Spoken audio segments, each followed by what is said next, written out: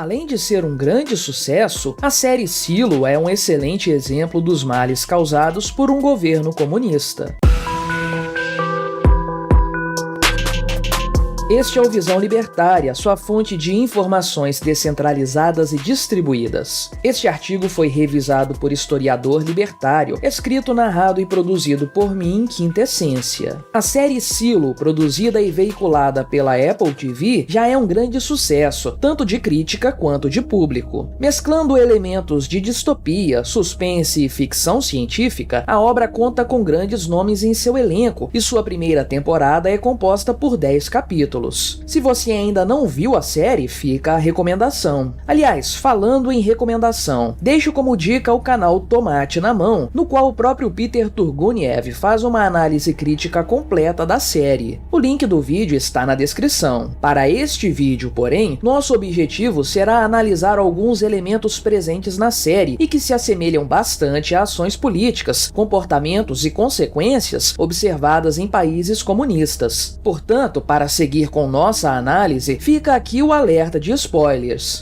Vamos precisar dar muitos detalhes sobre a série neste vídeo. Se você ainda não assistiu e se não gosta de spoilers, veja a série primeiro e depois volte para ver a nossa análise. Mas se for sair, deixe o seu like e o seu comentário para fortalecer o canal. Apenas para nos situar, o silo que dá nome à série é realmente um silo, um prédio enterrado na terra, composto por 144 níveis. Nesse local, completamente vedado e isolado do mundo exterior, vivem cerca de 10 mil pessoas, em uma época do futuro não identificada. Algo aconteceu com a Terra, e a vida fora do prédio é impossível. Lá dentro, os habitantes trabalham, plantam alimentos, mineram ferro, se relacionam e têm filhos, tudo sem sair do grande buraco em que vivem. Alguém pode acreditar que, num primeiro momento, os 144 níveis do silo são uma crítica ao capitalismo. Afinal de contas, o prédio está dividido entre os níveis superiores, os intermediários e os inferiores. Porém, essa estrutura é, na prática, totalmente socialista, uma vez que não há mobilidade social no local. É possível para alguém descer, mas ser promovido para níveis superiores é praticamente impossível. Isso nos faz lembrar dos vários países comunistas, em que verdadeiras castas sociais foram criadas. Nesses casos, o topo da pirâmide era ocupado pelo comitê, pela classe política. No silo, a coisa também funciona assim. Enquanto os políticos vivem nos níveis superiores, o proletariado fica lá embaixo, fazendo a roda girar. Os políticos seguem o pacto, que é como a Constituição, que rege a vida em todo o prédio, um documento altamente burocrático, que faria a Carta Magna brasileira parecer uma brincadeira de criança. No pacto, trata-se de absolutamente tudo. Existem, inclusive, regras bizarras, proibindo coisas como construir lentes de aumento. Por sinal, isso dá ao governo do silo poder para decidir sobre qualquer coisa. Onde você vai trabalhar, com quem você vai se relacionar, o que você pode ter.